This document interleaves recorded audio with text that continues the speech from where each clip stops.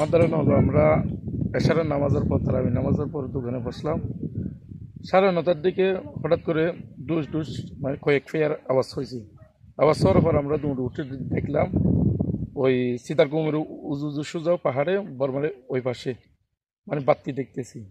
হঠাৎ করে মানে মানে জনগণরা বলতেছে এখানে বাংলাদেশ থেকে কিছু মাল যাচ্ছে, মানে ছেলেরা এখানে আছে, ওদেরকে মারছে।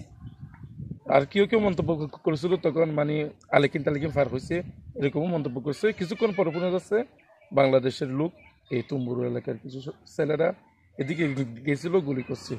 এরপর কিছুক্ষণ পর দেখা যাচ্ছে পাহাড়ে পাহাড়ে ওরা বাতি মারে। তো এই মানুষরা বলতেছে এখানে মানে আওয়াজ হইতেছে, ওই বাঘের আওয়াজ, মগা বাসার আওয়াজ হইতেছে। বলতেছে মানে ওদিকে হতে পারে ওদিকে হতে পারে, মানে মাল খুঁজতেছে।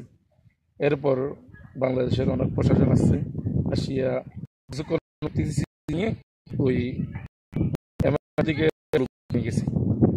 এরপর শেষ হয়ে গেছে, রাত্রে গেছে আমি জানি না।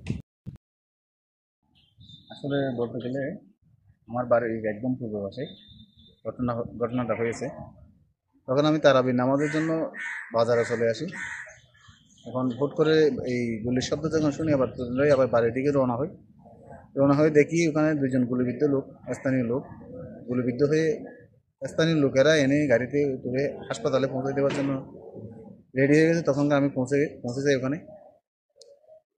আসলে এইভাবে যদি সীমান্তে আমাদের এই মায়ানমারের আরকান বাহিনীরা যদি গোলাগুলি করে, আমরা খুব আতঙ্কেই থাকি। আমরা সীমান্তকে মানুষ হিসেবে আমরা খুব ভয়ে এবং আতঙ্কে থাকি।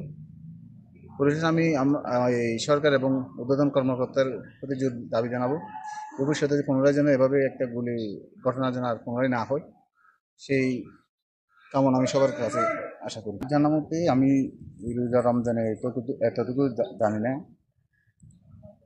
হইতে পারে বা নাও হতে পারে, কিন্তু আমার ধারণা হচ্ছে ক্যাট কামার আছে ওখানে।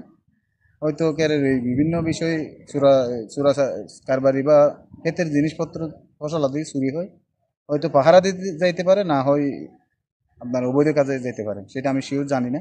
সেই বিষয়ে আমি কোনো মন্তব্য করতে চাচ্ছি না।